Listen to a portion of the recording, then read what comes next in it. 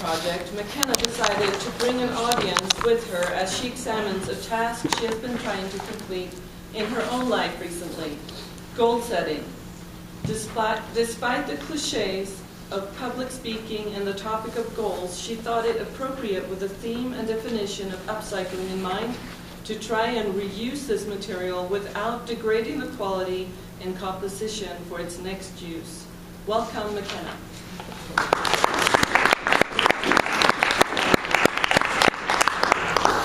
How long?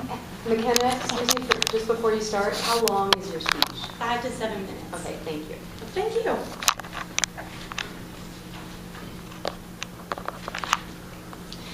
Good morning, fellow Toastmasters and welcome guests.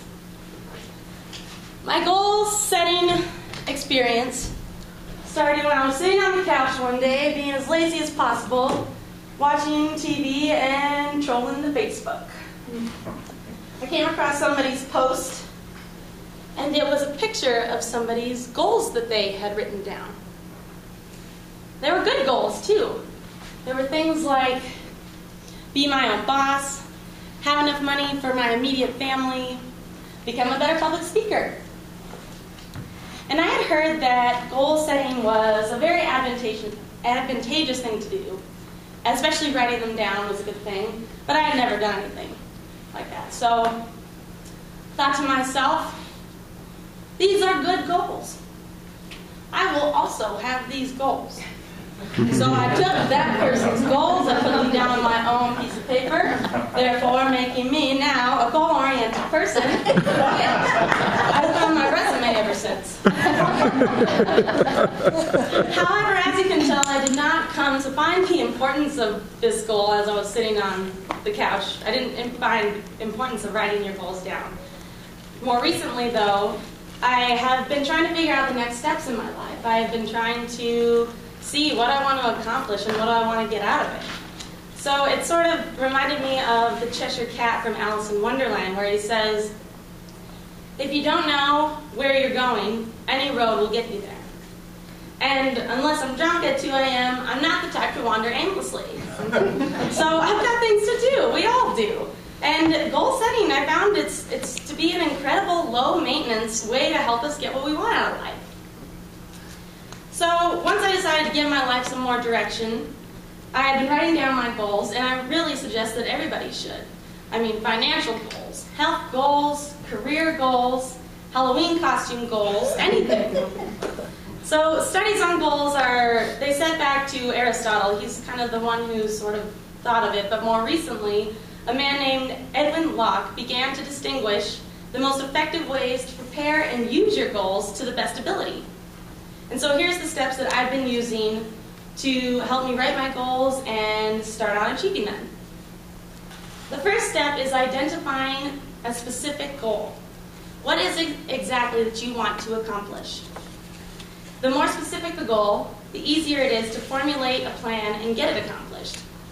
So for example, instead of saying something like, I want to go to space in a homemade suit to study fashion, a more specific goal might sound like, I want to go to planet Mars in my own homemade spacesuit to study space fashion trends. It's a lot more concrete, something that you can really see in your mind.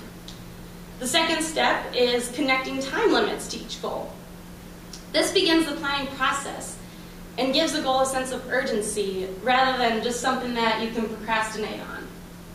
So taking the space example again, instead of just going to Mars to study fashion, you say, I will go to the planet Mars in a homemade spacesuit to study fashion trends by December 2020.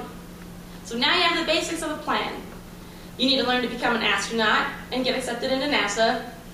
You need to hone your technology-minded outer space design skills. You must begin research on past decades of space fashion, and you have 4 years to do it.